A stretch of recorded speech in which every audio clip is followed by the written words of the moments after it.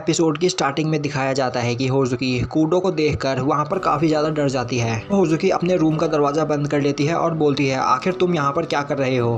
Koodo बोलता है, मैं बस यहाँ पर तुम्हें हैंड आउट देने आया हूँ। होजुकी बोलती है, मुझे तुम्हारी बात पर यकीन नहीं। वहीं कूडो को अब गुस्सा आ रहा होता है और अब कूडो उस रूम का दरवाज़ा खोलता है और बोलता है, मैं तुम्हारा यह घर ढूंढने के लिए काफ़ी ज़्यादा परेशान हुआ हूँ, तो अब तुम मुझे अपना एटीट्यूड मत दिखाओ। और अब होजुकी वहाँ पर बेहोश हो जाती है। कूडो होजुकी को पकड़ता है और अब वह देखता है कि होजुकी को काफ़ी ज़्यादा फीवर होता है। वहीं कूडो सोच रहा होता है, अब मुझे क्या करना चाहिए। क्या यह यहाँ पर अकेले ही रहती है? इसकी तबीयत काफ़ी ज़्यादा ख़राब है। और अब कूडो पूछता है, तो तुमने टॉवल्स कहाँ पर रख रखे हैं? होजुकी उसे बताती है और अब कूडो वहाँ से टॉवल्स लेकर होजुकी को ठंडे पानी की पट्टी करता है। वहीं कूडो सोच रहा होता है कि यह कितना अजीब है। वैसे मैं होजुकी के बारे में ज़्यादा कुछ नहीं जानता। हमें कोटो प्ले करते हुए 1 महीना हो चुका है, पर होजुकी किसी से ज़्यादा बात नहीं करती। और अब कूडो को वहाँ पर कुछ डीवीडीज दिखाई देते हैं। कूडो बोलता है, तो क्या होजुकी मैं इन्हें देख सकता हूँ? तो ठीक है। और अब कूडो उन डीवीडीज को देखना स्टार्ट करता है। वह डीवीडीज होजुकी के परफॉर्मेंस की होती है। यह देखकर कूडो सोच रहा होता है, जब मैंने होजुकी को पहली बार कोटो प्ले करते हुए देखा था तो मैं अपनी जगह से हिल नहीं पाया था। तो अब मैं फाइनली होजुकी का असली टैलेंट इन डीवीडीज में देख सकता हूँ। और उस परफॉर्मेंस में होजुकी याइका रोमो परफॉर्म करने जा रही होती है। और अब हमें दिखाया जाता है कि होजुकी के डैड की ज़्यादा तबीयत खराब होने की वजह से डेथ हो जाती है। और इसके बाद होजुकी स्कूल की सभी जिम्मेदारियाँ होजुकी के मॉम के ऊपर आ जाती है। और अब वहाँ पर सभी लोग बोल रहे होते हैं कि होजुकी की मॉम इस जिम्मेदारी को उठाने के कैपेबल नहीं है। वहीं होजुकी की मॉम काफ़ी ज़्यादा सैड होती है और वह उन लोगों की बात सुनकर और भी ज़्यादा परेशान हो जाती है। और अब होजुकी अपने मदर के पास आती है और बोलती है, मॉम मैंने कोटो पे एक नया पीस प्ले करना सीखा है। और अब होजुकी वह पीस अपनी मॉम को परफॉर्म करके दिखाती है, जो देखकर उसकी मॉम काफ़ी ज़्यादा खुश होती है और बोलती है, तुम्हारे पास कोटो प्ले करने का एक नेचुरल टैलेंट है होजुकी, और तुम्हारी यह परफॉर्मेंस सुनने के बाद अब मैं खुश हूँ। और यह सुनकर होजुकी काफ़ी ज़्यादा खुश हो जाती है। अब हमें दिखाया जाता है कि एक एक करके होजुकी स्कूल के सभी स्टूडेंट्स स्कूल छोड़ने लगते हैं। और जब होजुकी की मॉम उनसे कारण पूछती है तो वह सभी जवाब देते हैं कि हमने यह स्कूल इसीलिए ज्वाइन किया था क्योंकि आपके हस्बैंड इस स्कूल के ग्रैंड मास्टर थे और हम उनसे कोटो प्ले करना सीखना चाहते थे। वहीं होजुकी स्कूल के टीचर्स भी बोल रहे होते हैं, हमारे सभी बच्चे स्कूल छोड़कर जा रहे हैं। दूसरा टीचर बोलता है, हम इसमें कुछ नहीं कर सकते जब हमारी ग्रैंड मास्टर के पास ही कोटो का कोई स्किल नहीं, और जब वह किसी को कुछ सिखा ही नहीं सकती तो बच्चे स्कूल नहीं छोड़ेंगे तो और क्या करेंगे। वहीं होजुकी एक जगह से खड़ी होकर उन लोगों की बातें सुन रही होती है। और अब होजुकी कोटो प्ले करने की प्रैक्टिस अपने मॉम के सामने कर रही होती है और उसकी मॉम उसे काफ़ी ज़्यादा स्ट्रिक्ट बिहेव कर रही होती है। और अब उसकी मॉम को रियलाइज होता है कि वह काफ़ी ज़्यादा स्ट्रिक्ट बिहेव कर रही है, जिससे वह होजुकी से माफ़ी मांगती है। होजुकी बोलती है, कोई बात नहीं मॉम, मैं चाहती हूँ कि आप मुझ पर और ज़्यादा स्ट्रिक्ट हो, जिससे मैं और भी ज़्यादा बेहतर कोटो प्लेयर बन सकूँ। वहीं होजुकी सोच रही होती है कि मैं अपनी मॉम को दोबारा वह बातें सुनने नहीं देना चाहती। मैं सबसे अच्छी कोटो प्लेयर बनूंगी और इस स्कूल की सक्सेसर। और इसके बाद होजुकी दिन रात मेहनत करती है और कई कॉम्पिटिशन्स जीतती है क्योंकि वह अपने मॉम की मदद करना चाहती थी। और अब धीरे धीरे होजुकी हर जगह काफ़ी ज़्यादा फेमस हो जाती है। और अब एक पर्सन होजुकी की मॉम से होजुकी की काफ़ी ज़्यादा तारीफ़ करता है। और तभी वहाँ पर एक लेडी आती है और बोलती है, तुम्हारी डॉटर काफ़ी ज़्यादा अच्छा कोटो प्ले करती है, तो तुम अपनी बेटी को अच्छे से सिखाओ, क्योंकि हम नहीं चाहते कि तुम्हारी ही तरह तुम्हारी बेटी भी यूजलेस हो। और तुमने होजुकी स्कूल का नाम काफ़ी ज़्यादा गिरा दिया है, तो अब हमारी सारी उम्मीदें होजुकी से ही है। और अब हमें दिखाया जाता है कि होजुकी अपनी मदर के साथ बैठकर प्रैक्टिस कर रही होती है और उसकी मदर द्वारा स्ट्रिक्ट बिहेव कर रही होती है। होजुकी बोलती है, मॉम आज कुछ हुआ है क्या? और अब होजुकी की मॉम चिल्लाते हुए बोलती है, मैं यहाँ इस वक्त तुम्हारी टीचर हूँ, तुम्हारी मॉम नहीं। और अब होजुकी की मॉम होजुकी को दिन रात कोटो प्रैक्टिस करवाती है, जिस वजह से धीरे धीरे होजुकी के सभी दोस्त उससे दूर हो जाते हैं। पर होजुकी अपने मॉम को देखकर सोचती है, कोई बात नहीं, मैं बिना दोस्तों के ही ठीक हूँ, क्योंकि मुझे इस स्कूल का सक्सेसर बनना है। और अब हमें दिखाया जाता है कि होजुकी क्लास में बैठकर अपने कुछ दोस्तों से बात कर रही होती है। अब होजुकी के दोस्त बोलते हैं, होजुकी तो क्या तुमने कोई क्लब चुना है? होजुकी बोलती है, नहीं अभी नहीं। होजुकी की दोस्त बोलती है, यह स्कूल का रूल होता है कि हर बच्चे को किसी न किसी क्लब में पार्टिसिपेट करना होता है, तो अगर तुम चाहो तो हम तीनों एक साथ मिलकर कोई एक क्लब सिलेक्ट कर सकते हैं। और अब होजुकी इस बारे में अपने मॉम से बात करती है, पर उसकी मॉम मना कर देती है और बोलती है मैंने तुम्हारे स्कूल के प्रिंसिपल से पहले ही बात कर ली है कि तुम्हें कोई क्लब ज्वाइन करने की कोई ज़रूरत नहीं। होजुकी बोलती है पर आपने ऐसा क्यों किया, आपको मुझसे एक बार पूछना चाहिए था। और तभी होजुकी की मॉम चिल्लाते हुए बोलती है प्रैक्टिस का टाइम हो चुका है और यह बेकार की बातें बंद करो। और अब होजुकी अपने दोस्तों को मना कर देती है। वहीं होजुकी सोच रही होती है कि कोई बात नहीं, मुझे मेरी मॉम के लिए यह सब करना होगा। और वैसे भी मैंने कभी किसी क्लब को ज्वाइन करने के बारे में नहीं सोचा, और अगर मैं लगातार कोटो प्रैक्टिस करती रहूं तो एक दिन मेरी मॉम मुझसे काफ़ी ज़्यादा खुश होंगी। और अब हमें दिखाया जाता है कि होजुकी की मॉम उससे बोलती है होजुकी मैंने डिसाइड किया है कि तुम इचिहा हाई स्कूल के कंपटीशन में पार्टिसिपेट करने वाली हो। यह सुनकर होजुकी बोलती है तो आपने मुझे यह बात पहले क्यों नहीं बताई।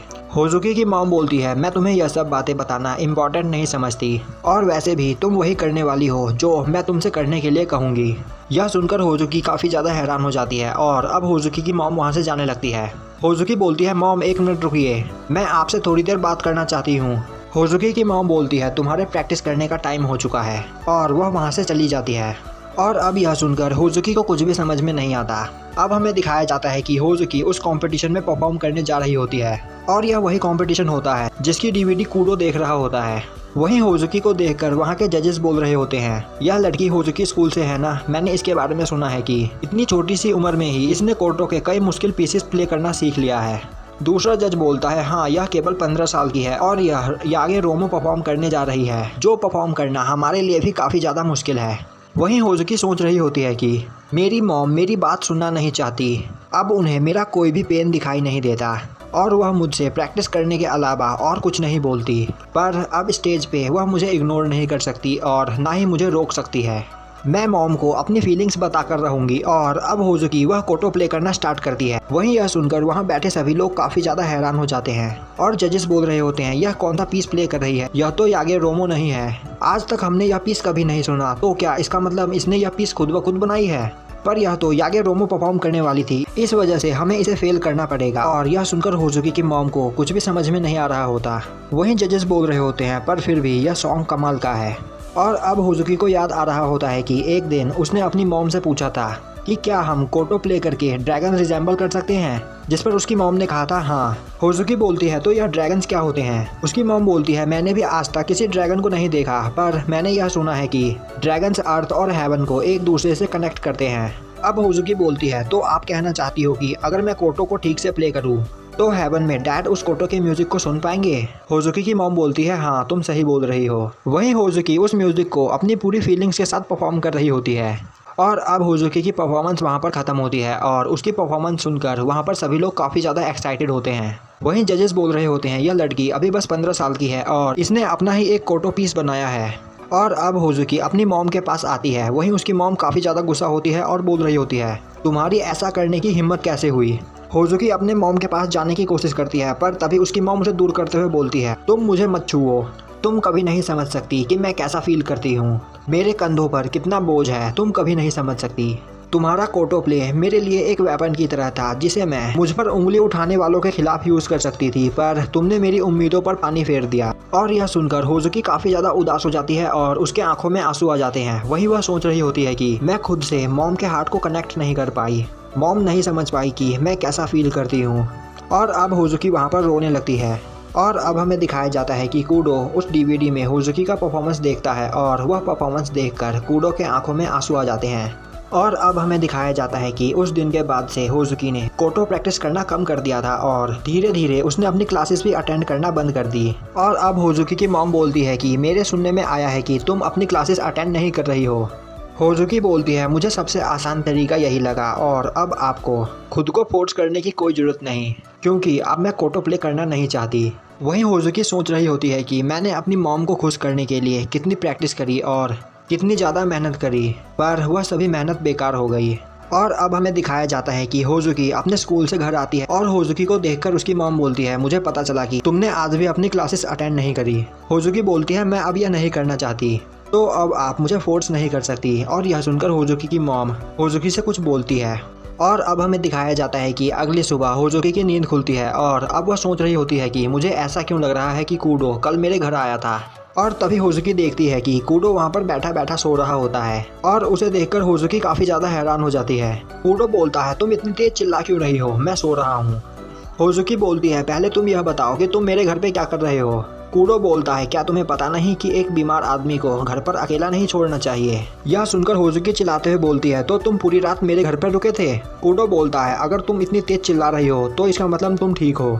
और अब कूडो होजुकी का फीवर चेक करता है और बोलता है अब तुम्हारा फीवर भी जा चुका है, तो अब मैं स्कूल जा रहा हूँ, तो स्कूल में मिलते हैं। अब होजुकी बोलती है 1 मिनट रुको कूडो, क्या तुम कुछ कहना नहीं चाहते मेरे इस घर के बारे में। कूडो बोलता है नहीं, मैं समझ चुका हूँ कि होजुकी स्कूल के बच्चे तुम्हें पैसे नहीं देते, इस वजह से तुम्हें यहाँ पर रहना पड़ रहा है। और हाँ, तुम अपने फ्रिज को हफ्ते में 1 बार साफ कर लिया करो। होजुकी बोलती है तुम मेरे फ्रिज में क्या ढूंढ रहे थे, और तब तक कूडो वहाँ से चला जाता है। और अब होजुकी देखती है कि वहाँ पर खाना बना होता है। होजुकी बोलती है मैंने तो कल कोई खाना नहीं बनाया था, तो क्या कूडो ने। और अब होजुकी उस खाने को टेस्ट करती है और अब हमें दिखाया जाता है कि स्कूल में कुराटा एक जगह पर खड़ा होता है और सोच रहा होता है कि कल हीरो को क्या हो गया था, वह अजीब बिहेव कर रही थी। और तभी वहाँ पर हीरो आती है और अब कुराटा हीरो से पूछता है कल तुम्हें क्या हो गया था, तुम अजीब बिहेव क्यों कर रही थी। हीरो बोलती है तुमने मुझे बताया था कि कोटो क्लब में सभी लोग काफी ज्यादा फ्रेंडली है, पर तब क्या होगा जब तुम्हें पता चलेगा कि तुम में से कोई एक तुमसे झूठ बोल रहा है और तुम्हें धोखा दे रहा है। कुराटा बोलता है यह तुम क्या बोल रही हो। हीरो बोलती है मैं इस बारे में तुम्हें क्लब रूम में बताऊंगी। और अब हीरो वहां से चली जाती है। अब हमें दिखाया जाता है कि होजुकी को देखकर वह तीनों काफी ज्यादा खुश होते हैं और बोलते हैं हमें पता चला कि कल तुम्हारी तबीयत खराब थी, तो तुम अब कैसी हो। और अब मित्सु होजुकी को कुछ खाना देते हुए बोलता है यह हम तुम्हारे लिए गिफ्ट लाए हैं। कोटा बोलता है हमें माफ कर दो, तुम हमारी वजह से बीमार पड़ गई। कूडो बोलता है यह बेकार की बातें करना बंद करो, ऐसी कोई बात नहीं। यह लोग सोचते हैं कि तुम इनके पीछे काफी ज्यादा मेहनत करती हो, जिससे तुम काफी ज्यादा थक जाती हो और इसी वजह से तुम बीमार पड़ गई। यह सुनकर होजुकी बोलती है नहीं, ऐसी कोई बात नहीं। और तभी वहाँ पर हीरो आती है और बोलती है सच में यह बात है, तो फिर तुम सबको सच क्यों नहीं बता देती। और तभी वहाँ पर कुराटा आता है और बोलता है यह तुम क्या बोल रही हो।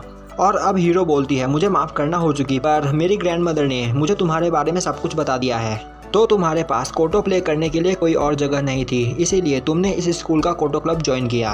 और यह कोटो क्लब तुमने इसीलिए ज्वाइन किया है क्योंकि तुम शर्मिंदा होना नहीं चाहती, और इसीलिए तुमने इस बारे में यहाँ पर किसी को भी कुछ भी नहीं बताया। कुराटा बोलता है मैंने पूछा यह तुम क्या बोल रही हो हीरो। हीरो बोलती है मुझे माफ़ करना, पर होजुकी यह बात तुम सभी से छुपा रही थी, तो इसी वजह से अब मैं तुम्हें यह बात बताऊंगी। और तभी होजुकी बोलती है बस बहुत हुआ, अब यह बात मैं खुद ब खुद सबको बताऊंगी। और अब तक मैंने सभी से यह बात इसीलिए छुपाई क्योंकि मैं उन सभी पर ट्रस्ट नहीं कर पा रही थी, पर अब मैं सबको इस बारे में बता सकती हूँ।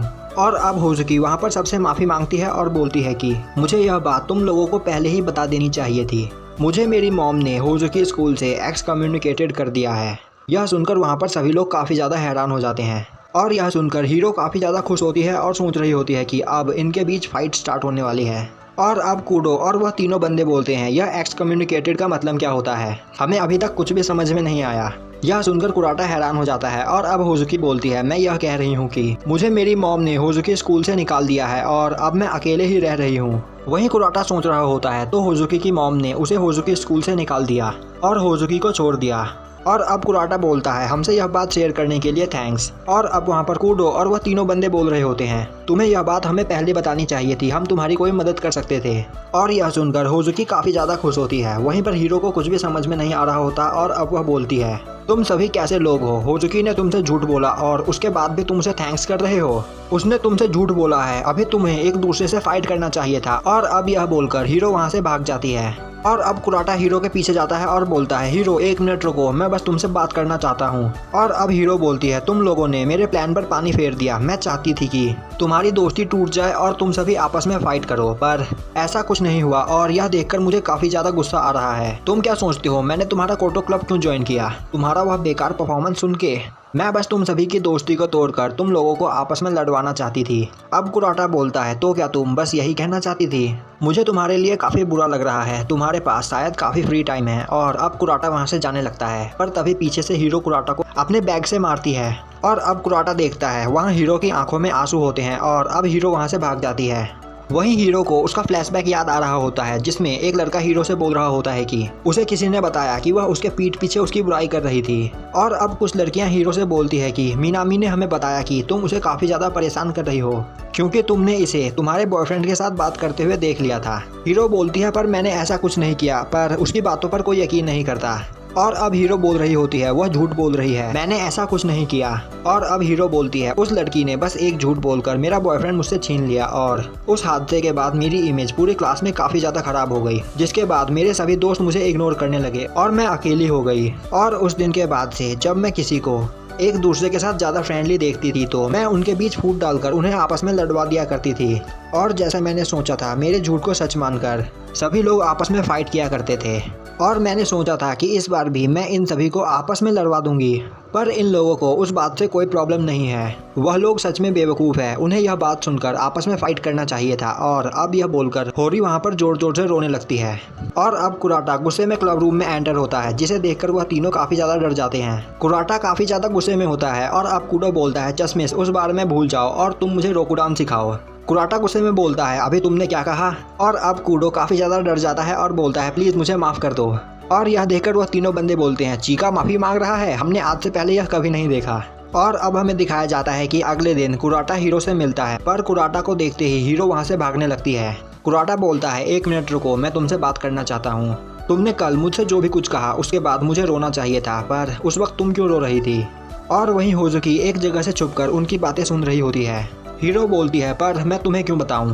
कुराटा बोलता है बस मैं यह जानना चाहता हूं कि तुम्हारी प्रॉब्लम क्या है, तुम आखिर यह सब करना क्यों चाहती थी। तो मैं तुम्हारी बात सुनने के लिए तैयार हूं, तो मुझे बताओ। और अब हीरो वहां से बिना कुछ बोले ही भाग जाती है। और अब हमें दिखाया जाता है कि होजुकी भागते हुए हीरो के पास आती है और बोलती है तुमने कल सबसे कहा था कि मैंने कोटो क्लब इसीलिए ज्वाइन किया है क्योंकि अब मेरे पास कोई और ऑप्शन नहीं। पर सच बात तो यह है कि मैंने कोटो क्लब इसीलिए ज्वाइन किया क्योंकि मैं इसे ज्वाइन करना चाहती थी। हीरो बोलती है और तुम मुझे यह क्यों बताना चाहती हो कि तुमने कोटो क्लब क्यों ज्वाइन किया। होजुकी बोलती है वह इसलिए क्योंकि हम दोनों एक जैसा फील करते हैं। और अब हमें दिखाया जाता है कि होजुकी कहीं पर जा रही होती है और अब वह देखती है कि एक जगह स्कूल में म्यूजिक कंपटीशन हो रहा होता है। होजुकी उस जगह पर जाकर उस कंपटीशन को देखती है और अब होजुकी कुराटा और उसके अपर क्लासमेट को देखती है। होजुकी बोलती है कि इन लोगों का परफॉर्मेंस उतना अच्छा नहीं था, पर मुझे यह क्यों लग रहा है कि इन लोगों को कोटो प्ले करने में काफ़ी ज़्यादा मज़ा आ रहा है। और उस दिन मुझे जो फील हुआ वही फीलिंग तुम्हें हमारे स्कूल परफॉर्मेंस के दिन फील हुई थी। और क्या तुम जानती हो वह कौन सी फीलिंग थी। हम दोनों कुराटा को देखकर जेलस थे। तो हमें रोज़ स्कूल ख़त्म होने के बाद क्लब रूम में जाना होता है और अगर तुम क्लब अटेंड नहीं करोगी तो तुम्हारी इमेज पे गलत इंप्रेशन पड़ेगा। और अब होजुकी वहाँ से चली जाती है। वहीं हीरो सोच रही होती है कि बैड इंप्रेशन पड़ेगा, पर मेरी इमेज तो काफ़ी ज़्यादा ख़राब हो चुकी है। और अब हमें दिखाया जाता है कि वह सभी लोग क्लब रूम में बैठे होते हैं और कोटा बोलता है क्या हीरो अब कोटो क्लब में नहीं आएगी।